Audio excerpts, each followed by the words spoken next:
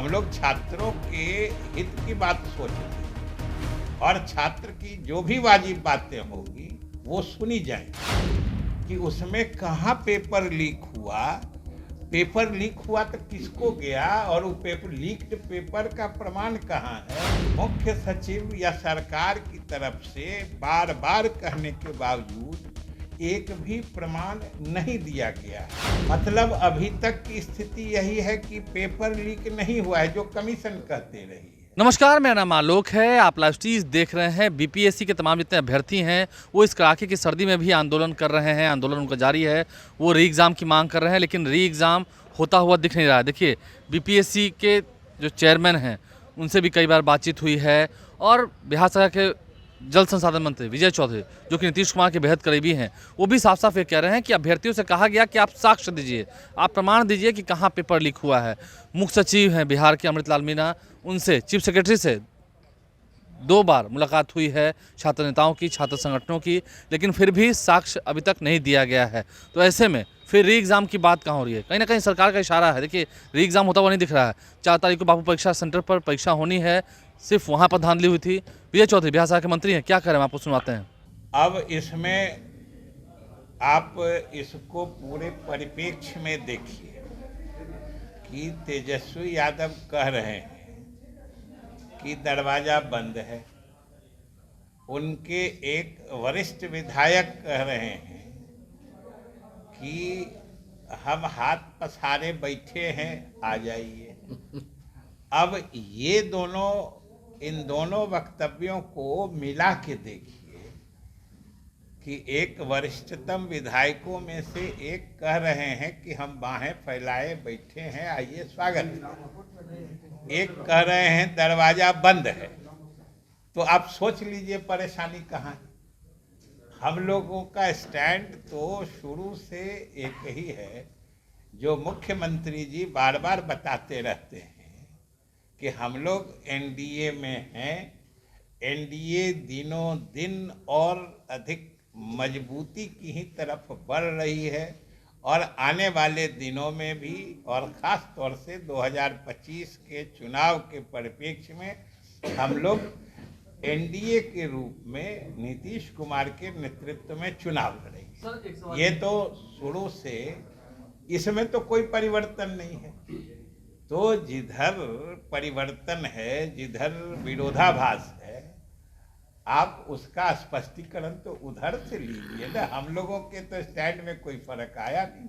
Sir, एक सवाल है, बीपीएससी के जो स्टूडेंट्स प्रोटेस्ट कर रहे हैं, क्या बीपीएससी के जो अभ्यर्थी हैं वो प्रोटेस्ट कर रहे हैं, आंदोलन कर रहे हैं, आपको लगता नहीं है कि इस साल में अगर अभी ऐसा रहा, वो री एग्जाम की मांग कर रहे हैं कि पूरा परीक्षा सरकार की तरफ से नहीं है नए साल में। अब ये तो आप लोग अगर कहते हैं कि सरकार की तरफ से कोई क्लैरिटी नहीं है, इससे ज़्यादा और सरकार की तरफ से क्या क्लैरिटी हो सकती है? तो मुख्य सचिव, उससे बड़ा कोई अधिकारी होता है सरकार में? तो वो बार बार कह रहे हैं कि किन्हीं को अगर पेपर लीक के बारे में या एग्जामिनेशन के लिए जो इंतजामात किए गए थे उसमें कोई शिकायत है, कोई प्रमाण है, तो आप आके दीजिए, हम निश्चित उस पर का संज्ञान लेंगे और उस परिप्रेक्ष्य में जो भी उचित कार्रवाई होगी करेंगे। और जब उन्होंने, मुख्य सचिव ने स्वयं आगे बढ़कर सरकार की तरफ से सारे हमारे छात्रों से या अभ्यर्थियों से खुला न्योता दे के रखा है, जो आपको क्या परेशानी हुई है जो सरकारी इंतजामात के कारण हुआ है, वो बताइए, उसका हम निराकरण करेंगे। चाहे जिस रूप में जो भी करना पड़ेगा सरकार करेगी। हम लोग छात्रों के हित की बात सोचते हैं और छात्र की जो भी वाजिब बातें होगी वो सुनी जाए।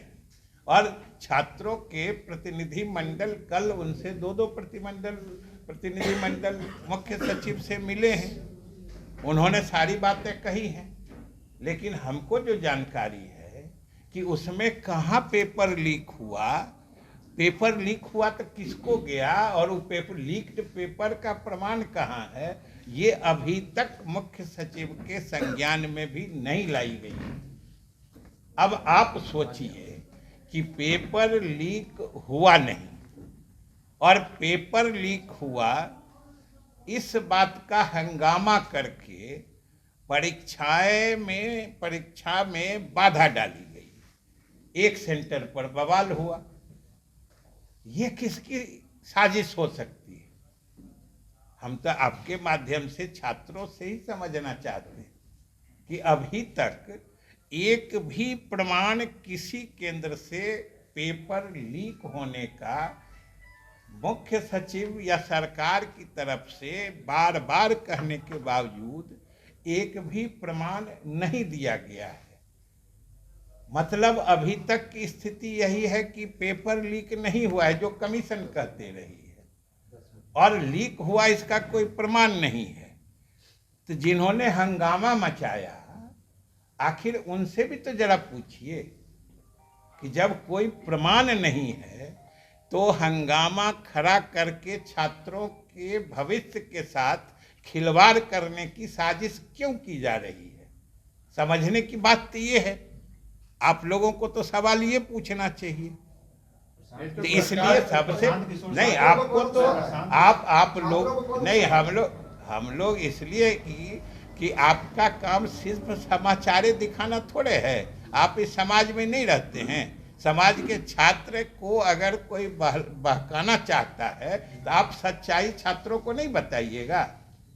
आपके भी जिम्मेदार पत्रकारिता की यह भी जिम्मेदारी होती है कि आप सही चीज़ों से, जिनको अगर शिकायत है, जिनको ये लग रहा है कि हमारे साथ कोई नाइंसाफ़ी हुई है और सही माने में हकीकत कुछ और है जो आप जानते हैं, तो आप बोलिए। समाज के हित में आपका नहीं दायित्व है जो सही चीज़ों से हम सारे लोगों को अवगत कराएं?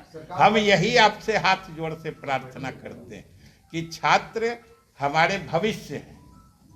हमारी सरकार, नीतीश कुमार जी के नेतृत्व वाली सरकार, पूर्ण रूप से छात्रों के हितों का पक्षधर है।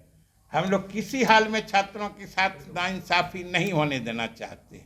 लेकिन ये लोग, कुछ जो निहित स्वार्थी लोग हैं, जो पेपर लीक का हवा खड़ा करके छात्रों के भविष्य के साथ खिलवाड़ करते हैं, ऐसे लोगों को भी हम आपसे भी निवेदन करते हैं कि बेनकाब करके समाज के सामने लाइए, जिससे भविष्य में हमारे छात्र उनसे भी सतर्क रहें। तो बिहार सरकार के वित्त मंत्री विजय चौधरी, जो कि नीतीश कुमार के बेहद करीबी हैं, उन्होंने क्या कुछ कहा मैंने आपको सुनवाया है। देखिए, साल का आज अंतिम दिन है और ऐसे में बिहार सरकार की ओर से अब तक नहीं कहा गया है कि री एग्ज़ाम होगा, क्योंकि विजय चौधरी भी साफ साफ ये कह रहे हैं कि छात्रों से साक्ष्य मांगा गया था, छात्र संगठनों से अमित लाल मीणा से मुलाकात हुई है, लेकिन साक्ष्य नहीं दिए गए हैं। तो अब ऐसे में समझ सकते हैं आप, इशारा समझिए, री एग्ज़ाम की बात कहाँ। हमारे चैनल को सब्सक्राइब कर लें, साथ साथ फेसबुक पेज भी लाइक करें। धन्यवाद।